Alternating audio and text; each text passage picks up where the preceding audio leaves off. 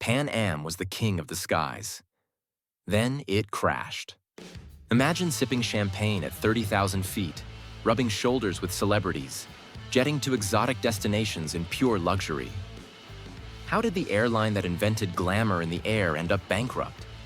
Stick around as we unravel Pan Am's epic rise and catastrophic fall, packed with business lessons that'll blow your mind.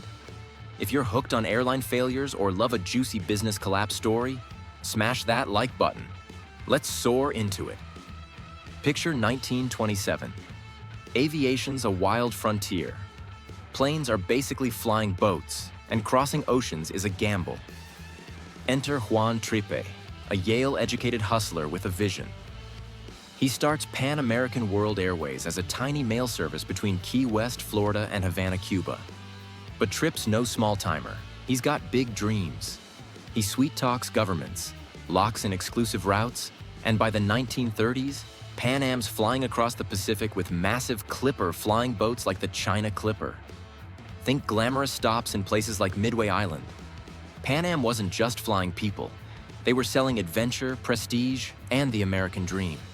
But here's the first question to keep you hooked. What secret sauce made Pan Am the ultimate symbol of luxury in the skies? World War II rolls in, and Pan Am steps up. Their planes ferry troops, haul supplies, even build secret airfields for the Allies. Post-war, they're heroes, expanding routes to every corner of the globe. Trippe's genius move? He pioneers tourist-class fares, making international travel affordable for regular folks.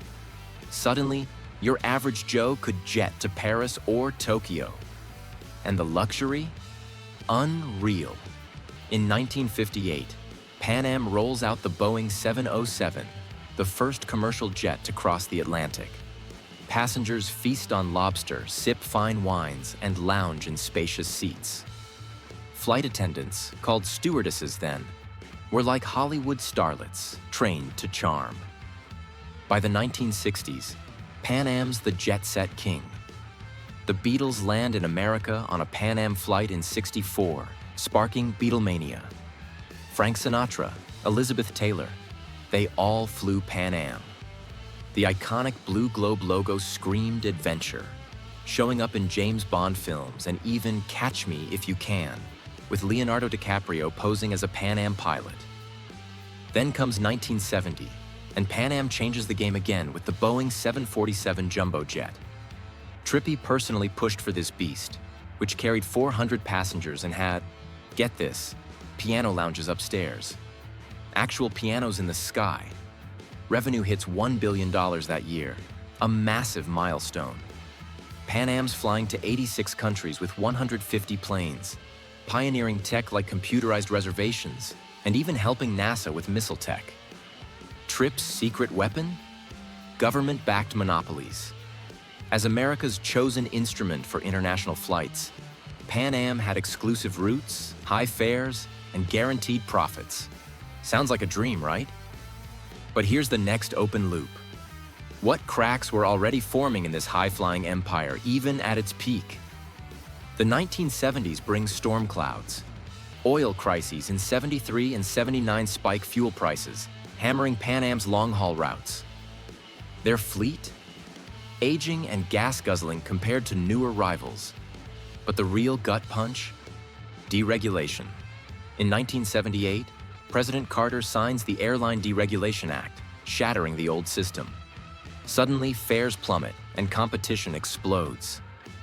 Domestic giants like Delta and United invade international routes, while low-cost carriers eat away profits. Pan Am, bloated from years of regulation, can't keep up. They've got fancy terminals, overstaffed crews, and a culture of extravagance. Losses start piling up. $18 million in 1980 alone. In a desperate move, they buy national airlines for $437 million to gain domestic routes, hoping to feed their international flights. Spoiler, it's a disaster. Integration fails, debt skyrockets, and by 1981, losses hit $206 million. They sell their iconic Pan Am building in New York for $400 million. But it's like bailing out a sinking ship with a bucket. If you're thinking, how did they mess this up so bad? Stick with me. Here's another curiosity spark. Could one catastrophic event tip a giant like Pan Am over the edge? Or was it death by 1,000 cuts? In 1988, tragedy strikes. Pan Am Flight 103 explodes over Lockerbie, Scotland, killing 270 people. The cause? A Libyan terrorist bomb. The fallout is brutal. $300 million in lawsuits, a terrified public, and bookings drop 30% overnight.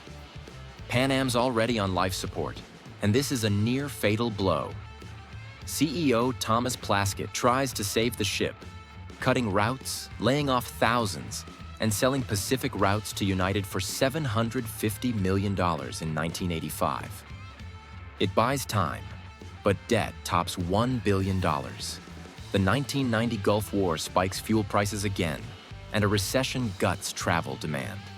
Competitors like American Airlines thrive with efficient hubs, while Pan Am's sprawling network bleeds cash.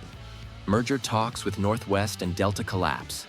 Unions and regulators say no. By 1991, Pan Am files for bankruptcy.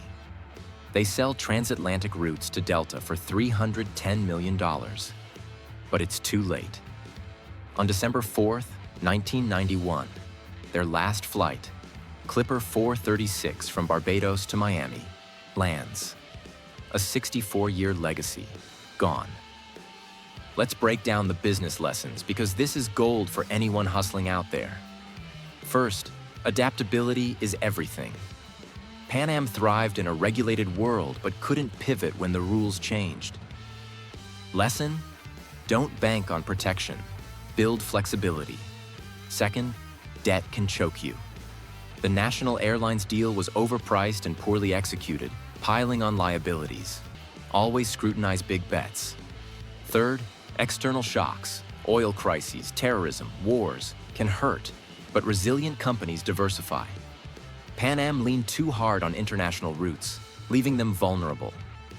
And their culture, obsessed with luxury, they ignored cost-cutting. Compare that to modern winners like Southwest or Ryanair, who dominate with efficiency, not extravagance. But here's another teaser to keep you locked in. If Pan Am was so innovative, why couldn't they outsmart their problems? They pioneered jets and reservations tech, but dropped the ball on yield management, using data to fill seats profitably. Competitors hit 70% load factors, while Pan Am's planes flew half empty at 60%. Financially, they were toast. Stock crashed from $20 in the 70s to pennies by 1991. Bankruptcy auctioned off planes, routes, even the brand. Today, Pan Am's just nostalgia. Think bags and t-shirts, not flights. Their failure reshaped aviation, clearing the path for today's lean airlines. So, what's the takeaway? Pan Am's story is a wild ride from mail runs to jet-set glory to a fiery crash. They defined luxury, but fell to deregulation, debt, and disasters. Entrepreneurs, listen up. Innovate relentlessly, manage risks, and never get comfy. Have you ever flown Pan Am? Drop a story in the comments. If you're hooked on Pan Am history or airline failures, subscribe for more business breakdowns. Keep hustling.